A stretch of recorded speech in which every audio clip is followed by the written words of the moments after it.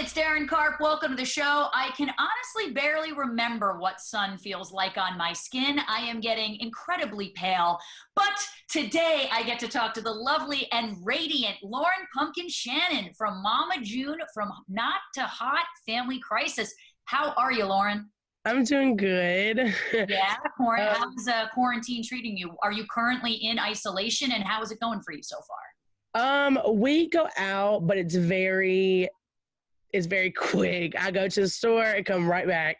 But it's been good. Like, we've been going outside, playing, out in the backyard with Ella's play sets and stuff like that. So I feel like this quarantine's really just been better for us.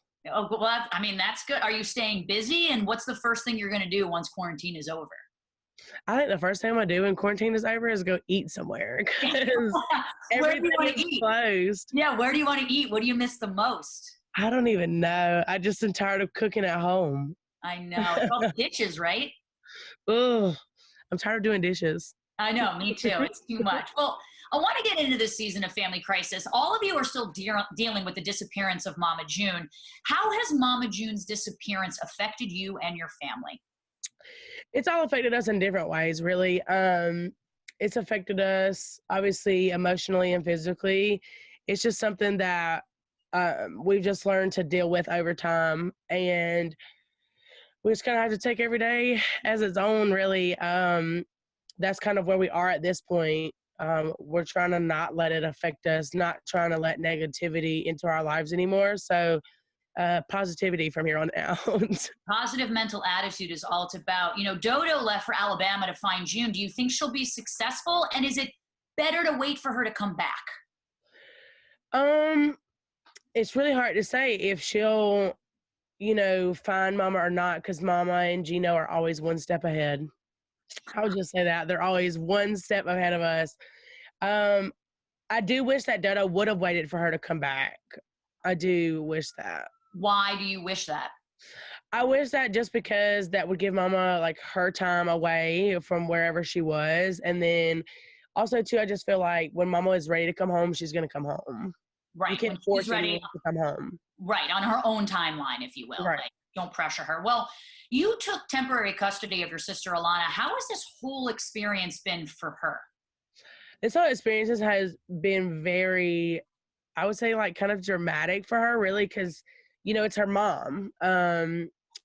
Unlike all of us, my mom has 4 kids. 3 of us are all grown. We can take care of ourselves. And on the other hand, Alana's 14 and can barely cook for herself. So At the end of the day, it's a lot on me too, because I will never be able to give her the ability to be her mom. And it does suck for me, but Alana knows that me and Josh are always here for her. And I've just seen a dramatic change in Alana since she's been staying with us. She opens up more. She does things that she normally wouldn't do. Yeah.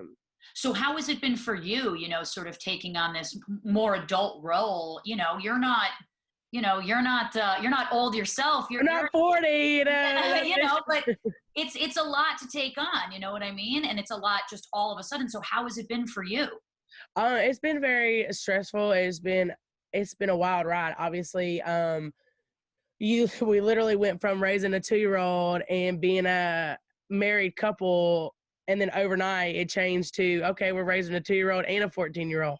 Completely different. Yeah, I imagine it's a little completely different. What has the experience taught you about yourself, maybe? And, what's the biggest difference between a 2-year-old and a 14-year-old?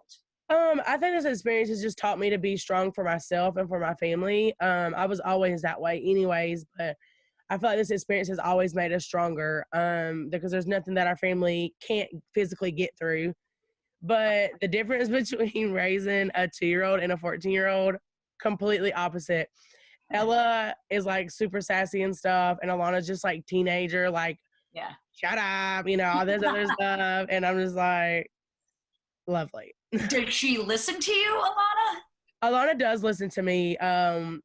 In the beginning, not so much, but now I think she realizes, like, look, Alana, I just had to explain to her, I want you to be better than I was. I don't want you to go down the same path as your mom, and I want you to be, as equal as I am.